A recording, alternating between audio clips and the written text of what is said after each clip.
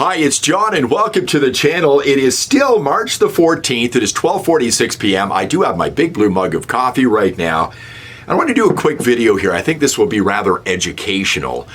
And I want to play a couple of videos for you. Donald Trump versus Ronald Reagan when it comes to tariffs. If you're a Canadian, you know we're dealing with the turmoil of Trump tariffs right now. The Europeans are going to be dealing with this as well. The Chinese are dealing with this as well.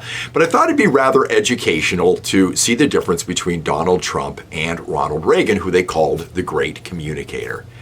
Now, Donald Trump has been very one note on this, the same message over and over and over again, so it's nothing you haven't heard recently. But we're going to go back to 1987. Now, a lot of Republicans in the United States, a lot of conservatives see Ronald Reagan as the ideal president. Now, whether you agree with that or not is not important for this, but you're going to get a real indication of the difference between Donald Trump and what Ronald Reagan believed when it came to tariffs. So I hope you enjoy this. It's not a long video, but I think it's rather educational. Thanks for watching. If you liked the video, by the way, give it a thumbs up and please subscribe to the channel. We're over 13,000 and I appreciate you being here. I know many people from Canada that are good friends of mine, but you know, the United States can't subsidize a country for $200 billion a year. We don't need their cars. We don't need their energy. We don't need their lumber. We don't need anything that they give. We do it because we want to be helpful, but it comes a point when you just can't do that. You have to run your own country. And to be honest with you, Canada only works as a state. It doesn't. We don't need anything they have. As a state, it would be one of the great states anyway. This would be the most incredible country visually. If you look at a map, they drew an artificial line right through it between Canada and the U.S., just a straight artificial line. Somebody did it a long time ago, many, many decades ago, and makes no sense. It's so perfect as a great and cherished state.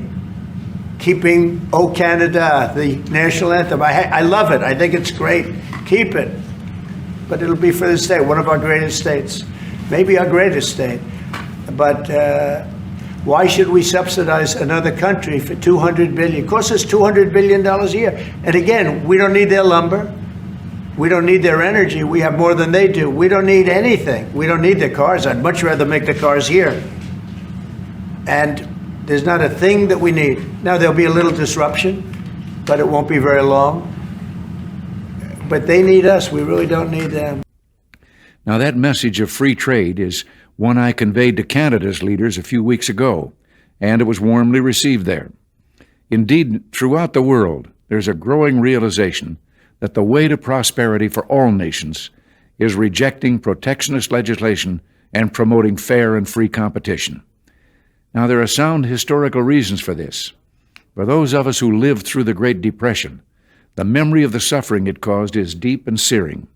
And today, many economic analysts and historians argue that high tariff legislation passed back in that period, called the Smoot-Hawley Tariff, greatly deepened the Depression and prevented economic recovery.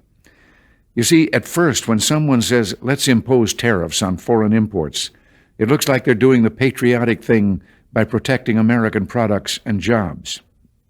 And sometimes for a short while it works, but only for a short time.